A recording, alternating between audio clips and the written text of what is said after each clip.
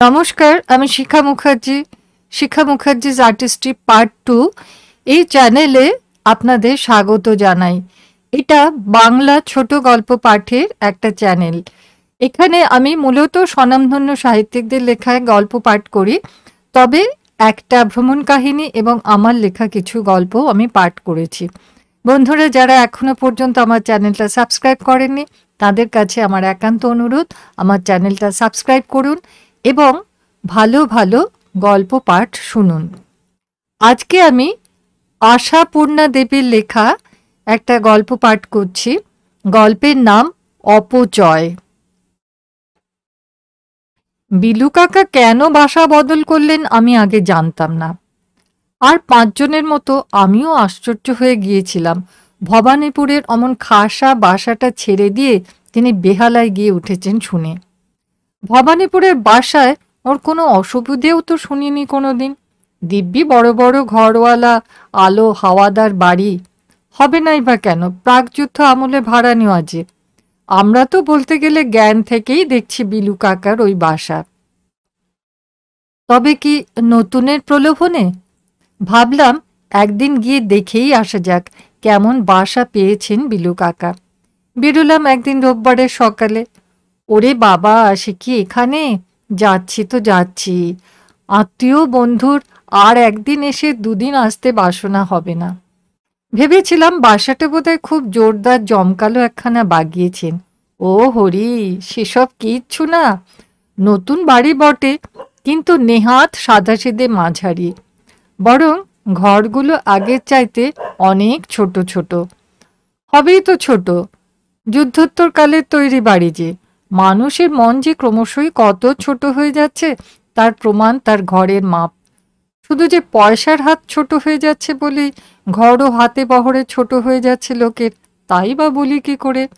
টাকার যার অভাব নেই, টাকার যার দরকার নেই, ব্যাংকে যার টাকা ধরছে না, সেও যে বাড়ি বানাতে বসে দরাজ দরাজ ঘর দালানের কথা ভাবতে পারছে না। জমিটা কেটে কুটে কখানা পায়রার খোপ বানাতে পারলে ঘর ভাড়াটে বসানো যাবে, তারই অঙ্ক কষছে। তা ক্রমশ সবই মানিয়ে নিচ্ছে মানুষ, ওর মধ্যেই কুলিয়ে গুছিয়ে নিতে শিখছে। মনের মাপে ঘর পেয়ে বরং স্বাচ্ছন্দ্যই বোধ করছে। দরাজ দরদালানের বাহুল্য বিস্তৃতি সহ্য করবারই ক্ষমতা আর থাকছে না মানুষের। তবু অবাক না হয়ে পারলাম না। ভাড়া শুনে অবাক হলাম। বলি, ব্যাপার কি বিলু কাকা, হঠাৎ অমন বাসাটা ছেড়ে দিয়ে এই ধারধারা গোবিন্দপুরে এসে এমন অগ্নিমূল্যে? হঠাৎ নয় টুনু, হঠাৎ নয়। বিলু কাকা এদিক ওদিক তাকিয়ে গলা খাটো করে বলেন, তোদের খুঁড়ি এদিকে নেই তো? বলছি হঠাৎ নয় টুনু, অনেক দিনের ধুমায়িত বহ্নি, অনেক দিনের পুঞ্জীভূত বেদনা, অনেক দিনের চাপা রাগের যন্ত্রণা থেকেই এই অগ্নিকাণ্ডের উদ্ভব। পুরনো পাড়া ছাড়তে আমার কি কষ্ট হয়নি? হয়েছে। মাস মাস এতগুলো টাকা বাড়তি খরচা করতে কি কষ্ট হচ্ছে না? হচ্ছে। তবুও বেঁচেছি, বুঝলি টুনু। ও পাড়া ছেড়ে এই গোবিন্দপুরে এসে বেঁচেছি। শুধু অসুবিধার মধ্যে তোদের বিলু খুঁড়ি পুরোপুরি নন কোঅপারেশন চালাচ্ছে।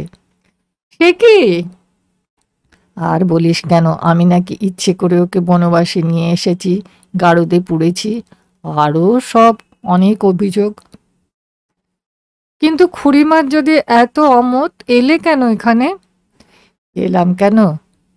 বিলু কাকা উদ্দীপ্ত স্বরে বললেন, এলাম কেন? দেখছো, তাকিয়ে দেখছো আমার এই বইয়ের আলমারিগুলো? দেখছো ওর মধ্যে ওই সাজানো গোছানো বইগুলো? ওই ওদের জন্যই, ওদের রক্ষা করতেই পাড়া ছাড়তে হয়েছে আমাকে। জানি বইয়ের শখ বিলু কাকার চিরদিনের। ওর ওই মাঝারি আয়ের মধ্যে থেকেই বই কিনে কিনে জমিয়ে ফেলেছেন প্রচুর, এক লাইব্রেরি বই। এই নতুন বাসায় সবচেয়ে যে ঘরখানা ভালো আর বড়, সেইখানায় বিলু কাকা বই রাখতে নিয়েছেন। এই সব তো বুঝলাম, কিন্তু পাড়া ছেড়ে বাসা বদলানোর অর্থ কি? কি হচ্ছিল বাড়িতে? উই, আরশোলা, ইঁদুর? হুম, ওসব কিচ্ছু না, বুঝলে টুনু, ওসব কিচ্ছু না। বিলু কাকা আরো উদ্দীপ্ত স্বরে বলে ওঠেন, স্রেফ মানুষ, মানুষের হাত থেকে রক্ষা করতে। মানুষের হাত থেকে? তবে না তো কি, ওই তোমার খুড়ির অনুগত, অনুরক্ত আর অনুচরদের হাত থেকে রক্ষা করতে। পাড়া শুদ্ধ, দেশ শুদ্ধ সমস্ত মহিলা তোদের খুড়ির বান্ধবী, আর সমগ্র ছেলে মেয়ে ওনার বোনপো বঞ্জি, বুঝলি? কারো কাছেই নাকি উনি মুখ এড়াতে পারেন না, সবাইকে উনি বই সাপ্লাই করেন। ভেবে দেখ পুনু, এইসব বই আমার বুকের হাড়, আমার গায়ের রক্ত, আর উনি কিনা। কি, আমার নামে রামায়ণ গাওনা হচ্ছে তো? বলতে বলতে বিলু খুড়ি ঘরে ঢুকলেন আমার জন্যে চা জলখাবার হাতে করে। ঠক করে টেবিলে নামিয়ে দিয়ে বললেন, ঢের ঢের লোক দেখেছি টুনু, তোমার এই কাকাটির মতন লোক আর দেখলাম না ত্রিভুবনে। আজ শুনে আসছি ধনবানে কেনে বই, জ্ঞানবানে পড়ে, আর উনি কিনা কাউকে একখানা বই পড়তে দিয়েছি তো একেবারে বুক ফেটে। কথাটা শেষ করতে দিলেন না বিলু কাকা, হাত তুলে বলে উঠলেন, থামো থামো, একে একে কাটান করতে দাও। প্রথম নম্বর ধনবান, আমি তা নই, গরিব বেচারা আমি, নেহাত শখের দায়ী। দ্বিতীয় নম্বর জ্ঞানবান, তোমার ওই বান্ধবী আর বোনপো বঞ্জির দলকে যদি জ্ঞানবান বলতে হয় তো মুখ্য কাকে বলে তা তো আমার জানা নেই। মুখ্য? এবার থামালেন খুড়ি, মুখ লাল করে সেই মুখঝামটা দিয়ে বলে উঠলেন, সবাই তারা মুখ্য? আলবাত। বিলু কাকা চেঁচিয়ে ওঠেন, যারা বইয়ের যত্ন জানে না, বই ছেঁড়ে ময়লা করে, পাতা মোড়ে হারায়, পরের বই নিয়ে ফেরত দিতে ভুলে যায়, তারা শুধু মুখ্য নয়, গোমুখ্য, গণ্ডমুখ্য, আকাট মুখ্য। বিলু খুড়ির মুখ আরো লাল হলো। বই নিয়ে ফেরত দিতে ভুলে যায়? কত বই তোমার হারিয়েছে? অন্তত পক্ষে ৩০-৪০ খানা। এই ১০০০ খানা বইয়ের মধ্যে ৩০-৪০ বুঝি খুব বেশি হলো? হলো কি হলো না সে আর বুঝবে কোথা থেকে? মুখ্যদের সঙ্গে মিশে মিশে তুমিও যে গোল্লায় গেছো। আমার উপস্থিতি সম্পূর্ণ বিস্মৃত হয়ে ওরা পরস্পর বাক্যবাণ বর্ষণ করতে থাকেন। নিজেকে নিতান্ত বিপন্ন মনে না করে পারি না। দাম্পত্য কলহের দর্শক হওয়ার মতো বিড়ম্বনা জগতে আর কি আছে? ব্যস্ত হয়ে বলে, আচ্ছা বিলু কাকা, আজ তাহলে উঠি, আবার আসবে একদিন। বিলু খুড়ি হঠাৎ কাঁদো কাঁদো হয়ে বলে ওঠেন, আর তুমি এসেছো টুনু, কেউ আসে না বুঝলে, এই এত দিন এসেছি কিন্তু কেউ একবার উঁকিও মারেনি। এই তুমি এলে তাই একটা চেনা মুখ দেখলাম। ওখানে আমার বোনের বাড়িটা কাছে ছিল, ভাইজি শ্বশুর বাড়ির কাছে ছিল, কত যাওয়া আসা ছিল। ছিল বলেই তো বিপদ ছিল। বিলু কাকা গাক গাক করে ওঠেন, তারা এলে একেবারে আলমারির কপাট ২ হাত করে ধরে না দিলে হতো না যে? কতদিন বলেছি, দেখো কেউ বই চাইলে বলো আলমারির চাবি হারিয়ে গেছে, তা বলতে পারবেন না, মান খাটো হবে। না তা হবে কেন, খুব মুখোজ্জ্বল হবে। আলমারির চাবি হারিয়ে গেছে, আলমারির চাবি কর্তা পকেটে করে নিয়ে অফিসে গেছে, এসব কথার মানে জানে না লোক, কেমন? বেশ, তো জানলেই তো ভালো। বিলু কাকা বলেন, বুঝে গিয়ে আর চাইবে না। শুধু বই চাইবে না নয়, বিলু কাকিমা পুরোপুরি কেঁদে ফেলে বলেন, তোমার বাড়িতেও আর জন্মে আসতে চাইবে না। বেশ, তো তাই হয়েছে, যা চেয়েছো তাই হয়েছে, আর আসছে কেউ? তোমার কি, তুমি তোমার বই ধুয়ে ধুয়ে জল খেও, আমি এই বনবাসে পড়ে থাকি। কি যে বলি ভেবে না পেয়ে বলি, তা সত্যি বিলু কাকা, খুড়িমার একটু কষ্ট হচ্ছে। কষ্ট মানে? বিলু কাকা সহানুভূতির হাওয়াটুকু পর্যন্ত নস্যাৎ করে দেন। নিজে পারে না বসে বসে বই পড়তে, এই যে বইয়ের পর্বত কখানা ও নিজে পড়েছে বলুক। এই তো এবার আবার রবীন্দ্র রচনা বলি আসছে, সারা জীবন পড়ে শেষ করতে পারবে সেই বই? সেসব ইচ্ছে নেই, খালি প্যান প্যানানি, আমার আড্ডা গেল, আমার লোক সমাজ গেল, আমার সমিতি গেল, সাদে কি আর বলেছি মুখ্য? আর বসে থাকা সম্ভব নয়, উঠে পড়ি। বিলু কাকা দরজা পর্যন্ত এসে বললেন, আসিস মাঝে মাঝে, এই তোকেই আমি একটু ভালোবাসি, তোর আশার মধ্যে কোনো স্বার্থ গন্ধ নেই। বুকটা ধড়াস করে উঠল। যদিও বিলু কাকার বই সম্পর্কে সমস্ত অনুযোগ অভিযোগ শুনলাম, তবু মিথ্যে বলবো না। রবীন্দ্র রচনাবলীর সংবাদটা মনটাকে আলোড়িত করে তুলেছিল। ভাবছিলাম, আমি তো বই ছিঁড়বও না, হারাবও না, নিয়ে ফেরত দিতেও ভুলে যাব না। আমি চাইলে কি আর বিলু কাকা আপত্তি করবেন? তা বোধহয় করবেন না, প্রসন্ন মনেই দেবেন। জন্মে কখনো কোনো বই চাই না তো, কিন্তু বিলু কাকার শেষ কথাটায় সে আশা নির্মূল হলো। তারপর কত দিন কেটে গেছে। কি একটা দরকারে বিলু কাকার অফিসে এসে শুনি উনি কিছুদিন থেকে ছুটিতে আছেন, অসুস্থ। তাই তো খবর নেওয়া উচিত। আবার গেলাম, দেখি ওর বইয়ের ঘরেই শুয়ে আছেন। আমাকে দেখে যেন হাতে চাঁদ পেলেন। তুই এসেছিস টুনু? ওহ, চেনা মুখ না দেখে দেখে প্রাণটা যেন খাবি খাচ্ছিল কদিন। ছুটিতে আছি জানিস তো। জানলাম তোমার অফিসে গিয়ে। অফিসে গিয়েছিলি? দেখছি তুই আমাকে সত্যি ভালোবাসিস।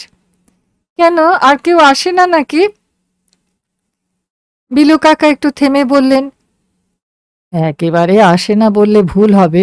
এসেছিল আমার শালি আর শালার মেয়ে এসেছিল একদিন।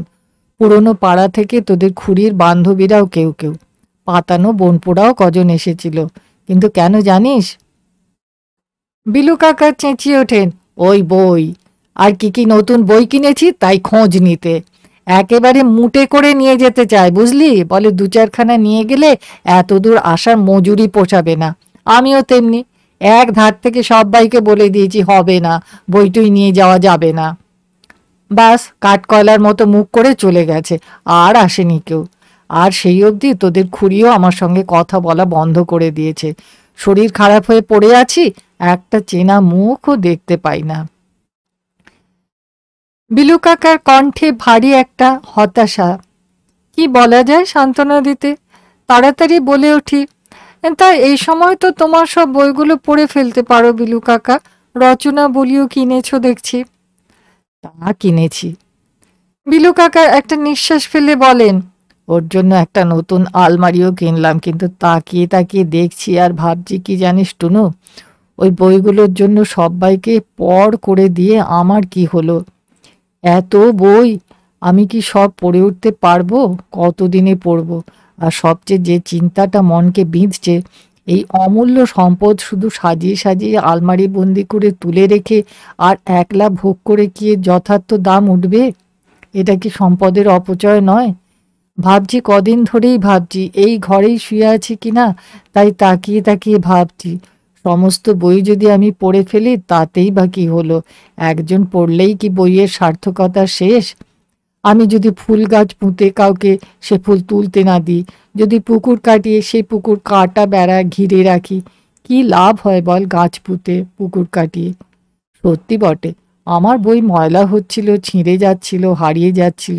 কিন্তু এই যে বইগুলো আমার নিজের পয়সায় কিনেছি, শুধু এই অজুহাতে এই জ্ঞানের ভাণ্ডার থেকে, এই আনন্দের ভাণ্ডার থেকে অনেককে বঞ্চিত করেছি। যতজন এ থেকে যে জ্ঞানে যে আনন্দ ভোগ করতে পারত, তা করতে না দিয়ে একলা ভোগ করতে চাইছি। এতে আমি কি নিজে ময়লা হয়ে গেলাম না? ছিঁড়ে গেলাম না? হারিয়ে গেলাম না? এত বড় লোকসানটার কথা না ভেবে আমি শুধু স্থূল লোকসানটার কথাই এতদিন ভেবে এসেছি টুনু। বিলু কাকার মুখটা দেখে কেমন মায়া হলো। তাড়াতাড়ি বললাম, কিন্তু বই নষ্ট করাও তো ঠিক নয়। তা নয় সত্যি, কিন্তু ঠিক যে নয় সে শিক্ষা কই? বইকে ভালোবাসতে শেখবার শিক্ষা এখনো আসেনি আমাদের। সে যাক, রচনাবলী থেকে কিছু নিয়ে যাবি টুনু? নিস তো নে। মনটা দুলে উঠল, বুকটা কেমন কেঁপেই উঠল, তবু বলতে পারলাম না, দাও। বললাম, থাক না, তাড়াতাড়ি কি? কেন বললাম তা জানি না, লোভ তো খুব হয়েছিল। বন্ধুরা, গল্পটা এখানেই শেষ হলো। যার বাড়িতে অনেক বই আছে তারা জানেন যে বই কি অমূল্য সম্পদ। অন্য যা কিছু সোনা গয়না চুরি হয়ে গেল, শাড়ি জামা কাপড় চুরি হয়ে গেল, কিচ্ছু মনে হয় না। কিন্তু একটা বই চুরি হলে ভীষণ সেটা কষ্টের ব্যাপার হয়। বন্ধুরা, বলবেন গল্পটা আপনাদের কেমন লাগলো। যদি ভালো লাগে তাহলে লাইক দেবেন এবং বন্ধুদের সঙ্গে শেয়ার করবেন। আশা করি আপনারা সুস্থ আছেন শারীরিকভাবে এবং ভালো আছেন। আপনাদের অনেক অনেক ধন্যবাদ জানাই।